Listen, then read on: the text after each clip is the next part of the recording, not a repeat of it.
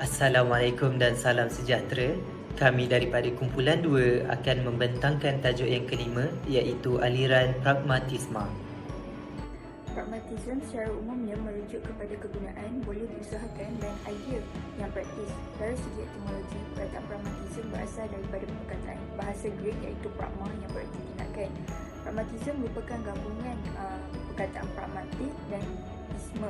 Pragmatik bermaksud sifat atau pendirian yang lebih mementingkan kesan-kesan sebenar atau ciri-ciri teori dan sebagainya. Manakala isme merupakan membawa maksud kepada kepercayaan. Okey, selain itu, pragmatism juga boleh difahami sebagai sebuah pemikiran yang banyak memberikan perhatian terhadap nilai guna atau manfaat terhadap sesuatu idea melebihi daripada perbincangan teori yang bersifat abstrak.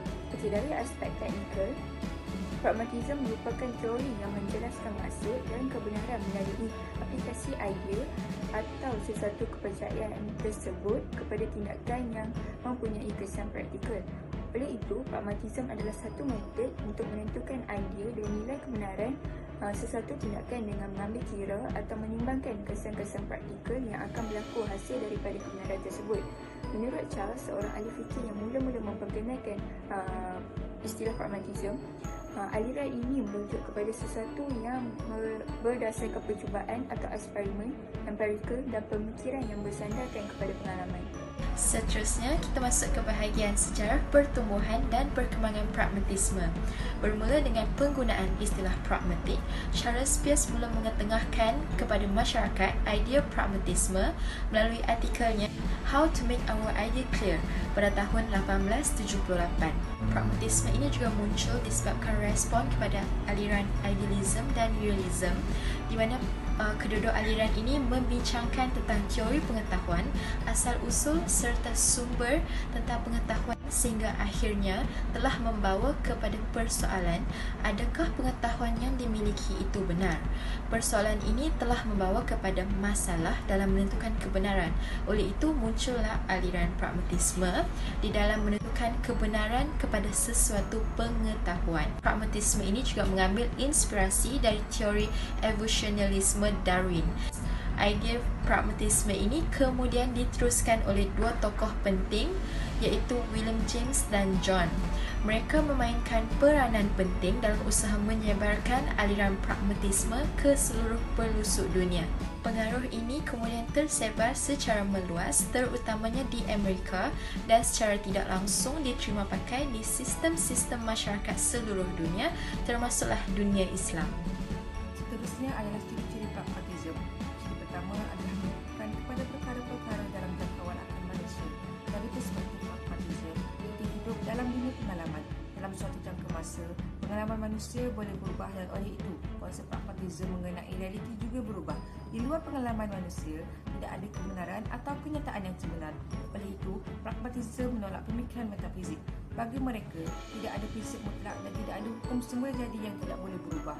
Apa yang nyata pada hari ini mungkin tidak nyata pada hari esok kerana kenyataan tidak dapat dipisahkan dari pengalaman. Menurut pragmatism, fikiran manusia dan teori bukanlah sesuatu perkara yang terpisah. Orang hanya mengetahui tentang teori jika mereka merasakannya dan jika mereka memikirkan perkara tersebut. Kedua adalah perkara yang dianggap benar adalah perkara yang berguna.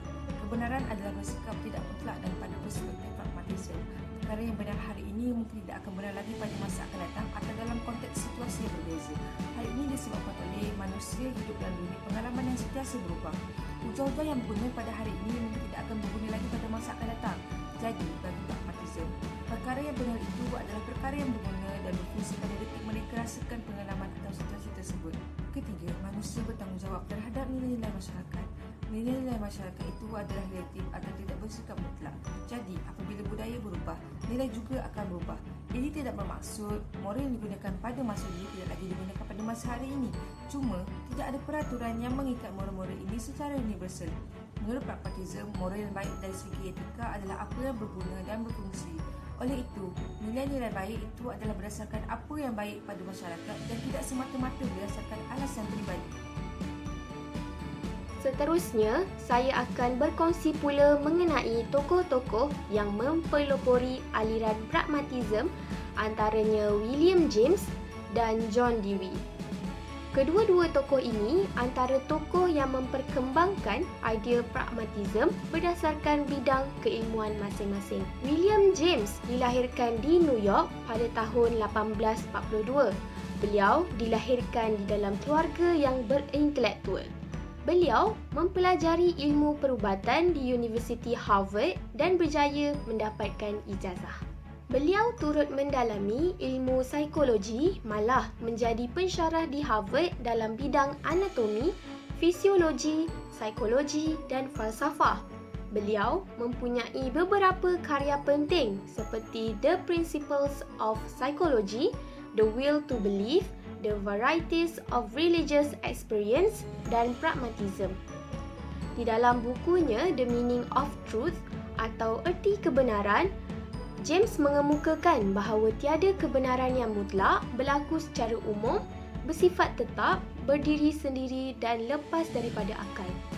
Hal ini disebabkan pengalaman kita sentiasa terus-menerus dan perkembangan pengalaman sentiasa berubah-ubah.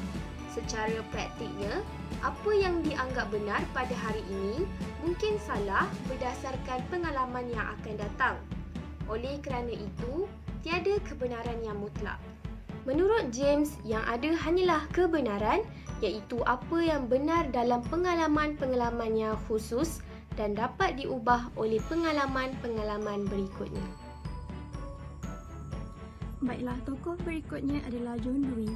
John Dewey dilahirkan pada tahun 1859 di Burlington dan meninggal dunia pada tahun 1952.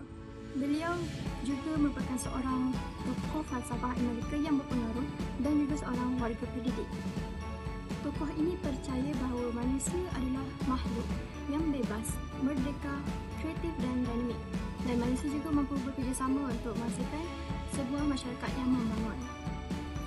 Dalam membincangkan tentang John Dewey, perlu untuk kita tahu bahawa ada satu sistem yang dibangunkan oleh beliau, iaitu sistem instrumentalism.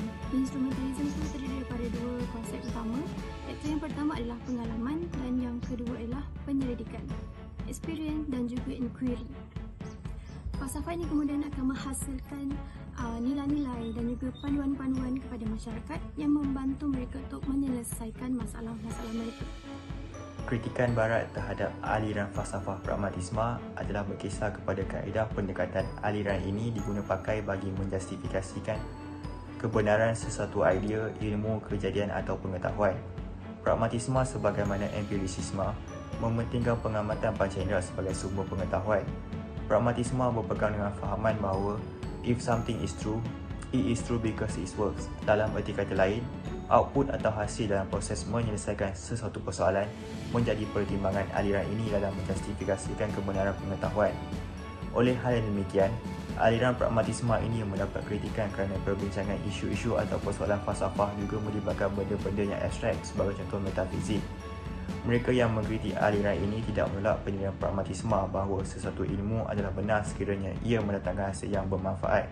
Namun ilmu yang tidak mendatangkan hasil juga tidak harus dianggap salah sepenuhnya serta dipertikaikan kebenarannya. Pendirian yang mengatakan sesuatu fikiran akan membawa hasil yang baik kerana fikiran itu benar adalah lebih masuk akal daripada pendirian yang mengatakan sesuatu fikiran adalah benar kerana ia membawa hasil yang baik. Kritikan seterusnya adalah ketidakselarasan falsafah pragmatisme. Menurut William James, fikiran yang satu kadang-kadang benar pada waktu iaitu ketika membawa hasil, kemudian menjadi salah pada waktu lain iaitu ketika gagal tanpa membawa hasil. Dalam erti kata lain, fikiran yang satu boleh benar bagi seseorang dan boleh salah bagi seseorang yang lain pada satu masa.